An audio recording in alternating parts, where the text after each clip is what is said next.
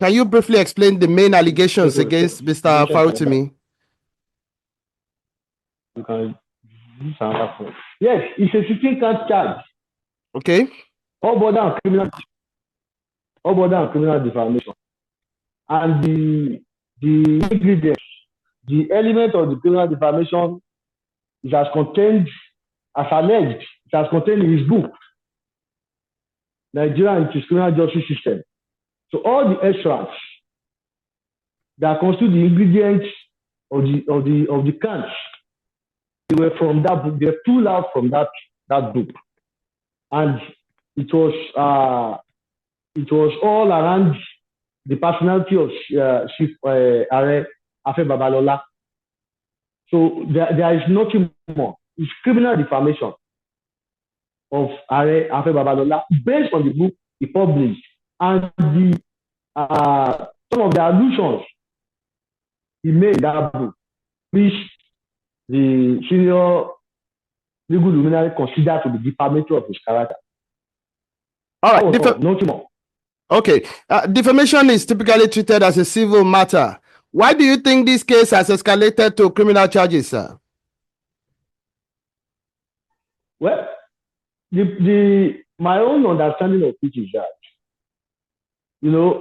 Arraigned Babalola, being a very senior citizen, ordinarily has name character to protect, and the best form to have done that would have been to file a suit in the civil court, challenging those allegations or allusions in that book. It's not a published book.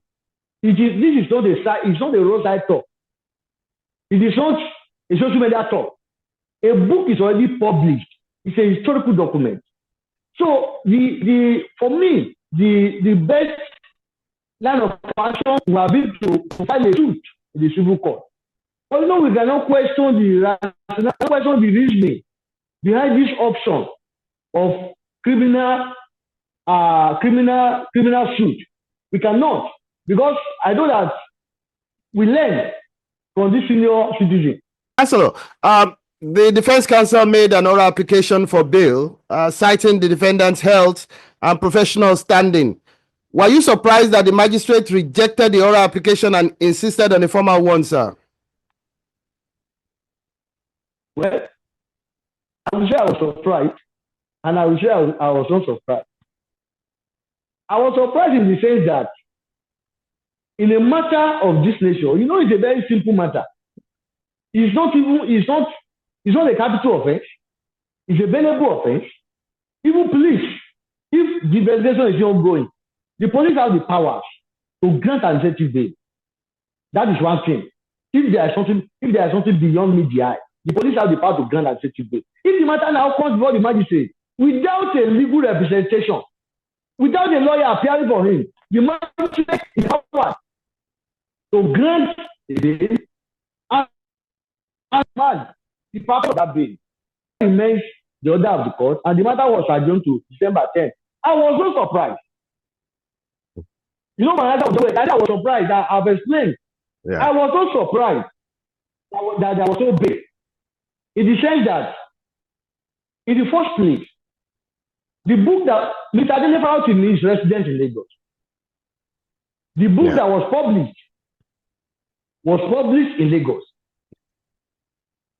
Yeah. The elements of this allegation has no bearing, has no connection with Ekiti State. And as you speak, I don't think there is any record of formal reports to police authorities of various hierarchy in Lagos. Master, Chapter 35 of the 1999 Constitution guarantees liberty until proven guilty. How do you reconcile this with the court's decision to remind Dele Farotimi while investigation continues, sir? Well, the grant for the remand was not because of any investigation. Okay. The court didn't actually cite that as an excuse. The court mentioned the fact that the bail argument will be in written form. It should be formally filed. Okay. And that is what That is what we left off with. Okay. That there should be formal bail application before the court. Okay. And people are asking questions, why should there be formal bail application? All right, Why should Pastor. there be? The prosecution also cited threats to national security as a reason for remand. How does the defense interpret this claim in relation to the charges against Dele Farotimi, sir? There is no bearing, there is no connection. Even the court in saying is directing that there should be formal bail application, made reference to it that the prosecution was talking about national security, but there is something like national security. This 16 can charge. It has no correct, it has no relation. And I am thinking that is why I'm talking about that is beyond media. Maybe as Dele Farotimi has been taken away from his comfort zone to the comfort zone of another person in Ekiti to be arraigned. Maybe they are already looking for, maybe the prosecution is also trying to link up, with higher authority, probably to now bring into it something that is more than just this criminal defamation against Babalola. Maybe not. All right. Otherwise, the prosecution argued that co-conspirators are still at large and that the books remain in circulation. Does this affect the defense strategy or position on bail, sir? it does not. It's a book that is published. People that have money have the right to buy the book and read. That's the reason why it was published. So the fact that the circulation, how does that affect the fact that you have already got the person to arraign the person before the court? Having arraigned him before the court, he must have his day in court. Okay. And he's not even entitled to prove his innocence. You are the one that is entitled to prove his guilt. Until that guilt has been proven, what business do you have with stopping the book from being circulation? Are you presuming him to be guilty? Okay.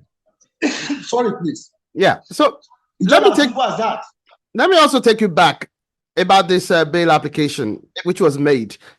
You cited the defendant's health and professional standing. I once again want to ask and get more clarification.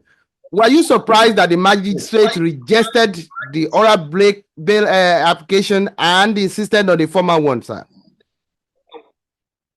Like I said, I was surprised in the sense that the essence of formal bail application maybe probably is to bring more facts, more evidence to support the court in exercising discretion in favor of Mr. Dele Farotimi, in favor of his bail.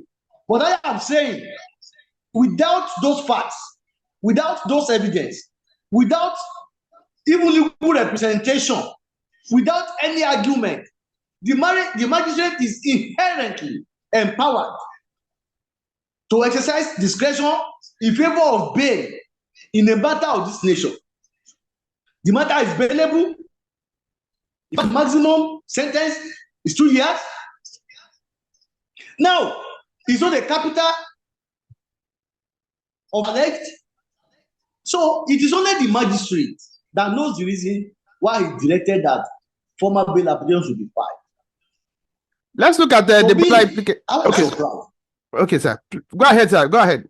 I was surprised. But that remains the order of the court. All right. Moving on. We will abide by it. Moving ahead, sir. We'd like to. I will return to. Okay.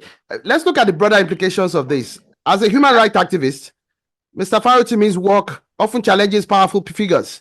Do you believe this case poses a threat to freedom of expression in Nigeria? It does not. It does not. I mean, since, what we are saying is that if property is done, you can always achieve the aim which you set to achieve.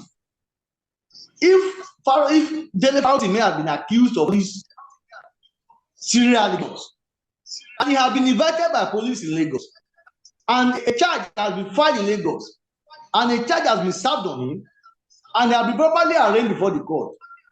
Some of this news that's going on today in the media, the attraction which has now drawn the entire public to the court will not be there. But the case of manner, the chambers was raided, the number of phones that were seized, with all of them to the court. your phones. Even the phones, even the head of class. So that attracted the world to now scrutinize the process. And those who have the strength in them to speak the truth and who have been cowed in the past, when they see the way the world have been drawn to this matter, they further be encouraged. You know, we were preaching today to visiting. I said something. He said the only weapon you can use under this present Nigeria to fight and to win is truth. He said the moment you add a single lie to your truth, he said you are going to be defeated. So if there are other persons who don't have who have what to say, but they don't have the voice, I am sure if they follow the trend today, they will also be encouraged. We were with him for more than an hour. He's so ruffled, he's so well, you know. So even people like us who have, you know, who watch everything closely, we are more encouraged to fight for justice. There is gain in it. Because even Farotimi of today is different from Farotimi of yesterday. His personality today is even different from who he was yesterday. People will be asking questions on what is it just because of this publication that you have to go and abduct him from Lagos? Why Ekiti? Is it because Babalola is in Ekiti? He's resident in Ekiti. Why bringing him to Ekiti? Why Ekiti of all places? Why not a neutral place? Why not Lagos? Now, let's move ahead, Barrister. I mean, let's look at the public perception of, as far as this matter is concerned. Public interest in this case is quite significant. How do you think this trial will impact public confidence in the justice system? Well, I leave that to the public. I leave that to the public. You know, when I said I was surprised as a personal opinion, I am sure as many as hundreds of citizens out there are also surprised with it. I was not giving. That is order of the court. I will under an obligation to abide by that order of the court to file a formal bail application. So maybe we'll see how many surprises waiting for us. Who knows? The public will judge, and history will also judge. Now, Chief Babalola is a respected figure in the legal community. Do you think his influence might affect the impartiality of the proceedings, sir? Well, I'm not going to be too sure about that. I'm not the magistrate, I'm not the court. You know, if I were the court now, I would know whether his influence upon me is going to affect the way I'm going to go about this trial. But since I'm not the court, I don't know, but my own position is that why Ekiti? Why Ekiti? Under the law. I mean, even today, does that magistrate have the jurisdiction? Finally, Barrister, what message do you have for Nigerians who are closely following this case and are concerned about its implication for justice and human rights, sir? Well, I don't know what to the people. It's very simple. Dele Farotimi has been accused. He's an individual, no individual bigger than society. Chief Afe is a very senior citizen, most respected citizen, but it's not bigger than society. Having not been bigger than society, the people should only watch the process and see that the process is followed. It is not about whether Chief Afe has done what is wrong, whether Dele Farotimi has done what is wrong. Nigerians should be on their toes. Nigerians should be on their feet to put the process on its toes. As Dele Farotimi is on trial, the court is on trial, the judge is on trial too. And even Babalola is a citizen. His historical record, his personage is on trial, and society is on trial. So Nigerians must follow. It is not to say, okay, Dele Farotimi didn't do wrong. Farotimi did wrong. Babalola did no. But to watch closely, because the outrage out there today is not about whether what Farotimi did was wrong or right, or whether what the process of a police abduction to another is right or wrong. But what is the process being followed to be followed? And the video is out there of his arrest. That's my final words to Nigerian people. Thank you so much, Barrister, for shedding light on these critical issues. We'll be following the case closely and keeping the public informed. Thank you so much for your insight, sir.